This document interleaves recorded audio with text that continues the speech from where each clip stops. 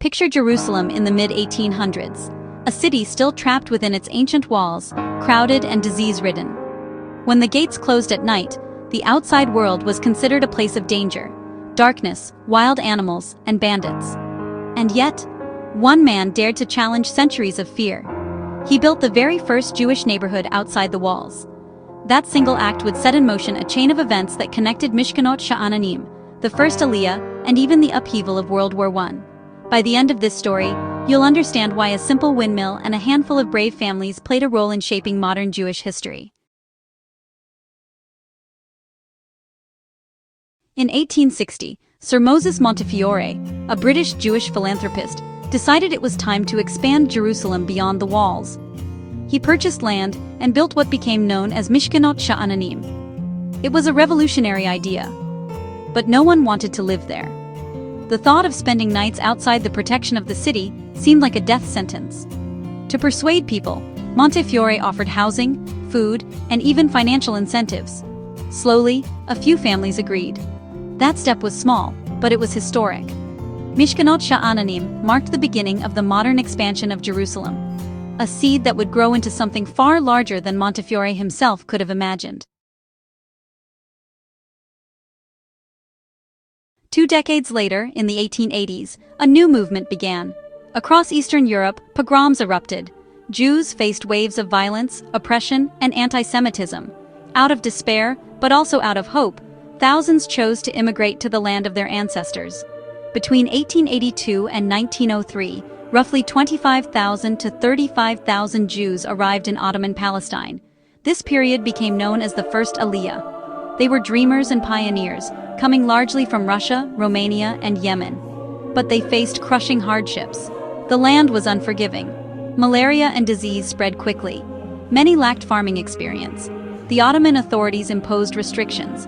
And yet, settlements were built: Rishon LeZion, Zikron Yaakov, Petah Tikva. These early immigrants proved that Jewish life in the land of Israel could grow again, not only as a prayer or a dream, but as a living community.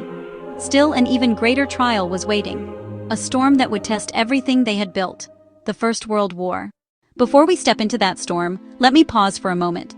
If you find stories like these compelling, stories that connect the struggles of the past with the roots of the present, make sure to subscribe and share this video.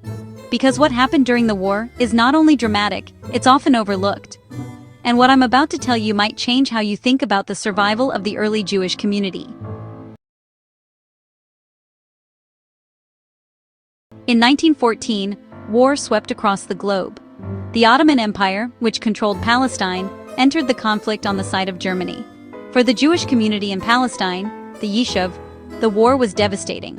Food shortages led to famine. Disease once again returned to Jerusalem. Locust plagues destroyed crops. The Ottoman government viewed the Jews with suspicion, accusing them of supporting the Allies. Many were expelled. Zionist leaders were imprisoned or exiled. And yet, out of this crisis came resilience. Despite hunger and persecution, the Jewish community adapted. Aid came from abroad. New forms of organization were developed. A spirit of determination grew. Here is the remarkable truth. It was in the fires of World War I that the Yishuv learned how to survive as a modern community, and it was only because of this resilience that it could later respond to the opportunities that emerged after the war: the British conquest, the Balfour Declaration, and the beginnings of the Mandate era. When we look back, it's tempting to see these events as separate chapters: Mishkenot Sha'ananim, the First Aliyah, the First World War. But in truth, they are one continuous story. Montefiore's neighborhood planted the first seed of renewal. The First Aliyah watered that seed with courage and sacrifice. And World War I, though brutal, forced the community to grow stronger roots. From one small neighborhood outside the walls of Jerusalem came the foundation of a modern city. From fragile settlements in the countryside came the stirrings of national rebirth. And from the crucible of war came the resilience that would one day support the creation of a state. This is the untold story of how a windmill, a wave of immigration, and a world war combined to change history. Would you have dared to live outside Jerusalem's walls in 1860? Share your thoughts in the comments. And if you'd like to hear more hidden chapters of history, don't forget to subscribe. Because history is not only about the past, it's about the choices that shape the world we live in today.